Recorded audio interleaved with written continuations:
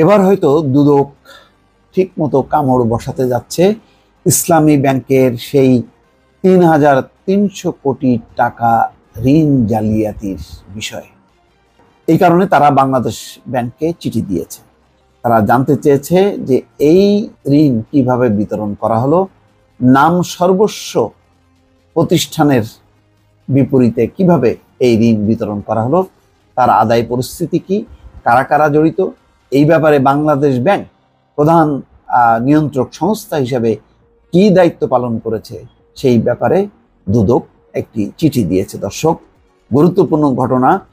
2022 সালে এটা খুবই আলোড়িত ছিল, কিন্তু খুবই নিস্তব্ধ এবং নিশ্চুপ একটি পরিবেশ লক্ষ্য করা গেছে।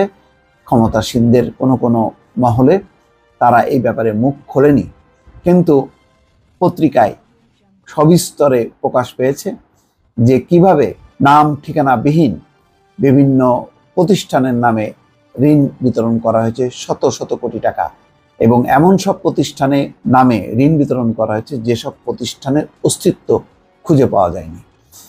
2022 সালের ডিসেম্বরে ইসলামী ব্যাংকের ৩,৩০০ কোটি টাকার ঋণ জালিয়াতির ঘটনায় বিস্তারিত তথ্য জানতে বাংলাদেশ ব্যাংকে চিঠি পাঠিয়েছে দুদক।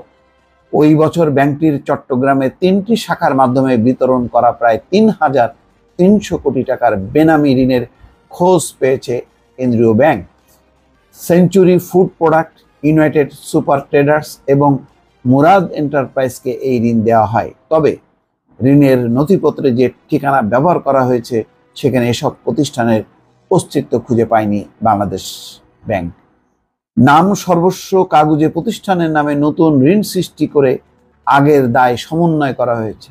ঋণ অনুমোদন ও বিতরণের সঙ্গে জড়িত কর্মকর্তাদের বিরুদ্ধে প্রশাসনিক ব্যবস্থা নেওয়ার নির্দেশ দিয়েছে কেন্দ্রীয় ব্যাংক। এছাড়া এসব ঋণ ফেরত বা খেলাপি করতে বলা হয়েছে। একটা জিনিস বুঝলাম না, এখানে কর্মকর্তাদের দায় কতটুকু? এত বিপুল অঙ্কের ঋণ, এখানে কি পরিচালকদের গায়ে হাত পড়বে না? তারা কি জড়িত না?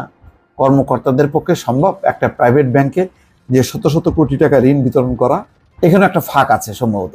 এখন বলা হচ্ছে যে কেন্দ্রীয় ব্যাংকের এক পরিদর্শন প্রতিবেদনে বলা হয় সরেজমিনে এসব প্রতিষ্ঠানের অস্তিত্ব পাওয়া যায়নি।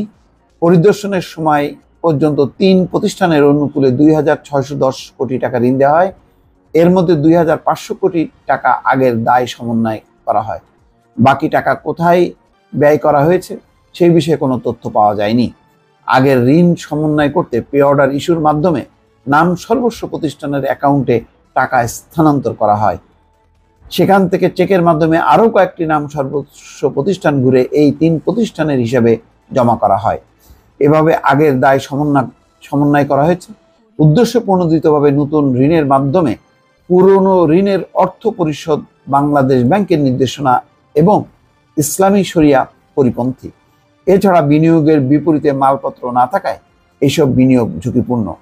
বাংলাদেশ ব্যাংক মনে করে বিনিয়োগের অর্থের যথাযথ ব্যবহার না হওয়ায় দায়ী দায়িত্ব ব্যাংকের ব্যবস্থাপনা পরিচালক, ঋণ আদায়ের সঙ্গে সম্পৃক্ত প্রধান কার্যালয়ের সংশ্লিষ্ট বিভাগ এবং শাখা ব্যবস্থাপনার উপর বর্তায়।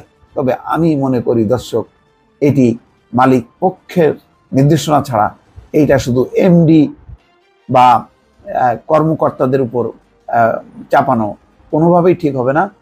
এই তদন্তটা তাহলে আংশিক হয়ে যাবে, মানে অর্থাৎ পার্শিয়াল একটা তদন্ত হবে বা বিচার হবে।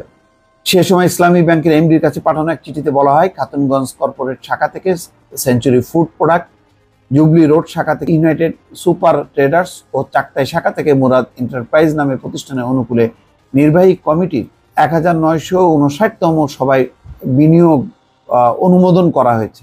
এসব বিনিয়োগের মেয়াদ ইতিমধ্যে অতিক্রম করায় বকেয়া স্থিতি অবিলম্বে 15 দিনের মধ্যে আদায় করতে হবে। যাই হোক, এই বিষয়ে আসলে তদন্ত বা দায় যদি একদম শেষ ভাগ পর্যন্ত নির্ধারণ করা না যায় তাহলে কিন্তু এই ব্যাংকের এই লুটপাট দুর্নীতি বন্ধ করা যাবে না।